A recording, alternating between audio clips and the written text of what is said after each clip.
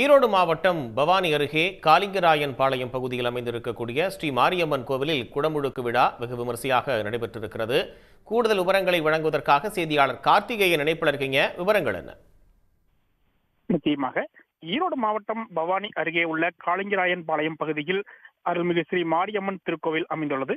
நூற்றாண்டுகள் பழமையான இத்திருக்கோவிலிற்கு கும்பாபிஷேக விழா நடத்துவது என்று கிராம மக்கள் முடிவு செய்து கடந்த 2 ஆண்டுகளாக கோவிலின் புனரமைப்பு பணிகள் நடைபெற்று வந்தன.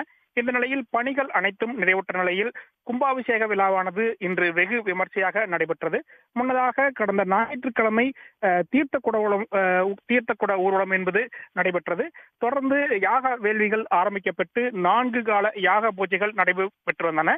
தொடர்ந்து யாக பூஜைகள் நிறைவு பெற்றதை அடுத்து இன்று முக்கிய நிகழ்வான கோபுரங்களுக்கு புனித நீர் ஊற்றும் நிகழ்வு நடைபெற்றது. வேத விற்பனர்களால் வேத மந்திரங்கள் முழங்க கோபுரங்களுக்கு புனித நீர் ஊற்றி கும்பாபிஷேக விழாவானது நடைபெற்றது. தொடர்ந்து ஸ்ரீ மாரியம்மனுக்கு சிறப்பு அபிஷேகங்கள் மற்றும் ஆராதனைகள் நடைபெற்றன.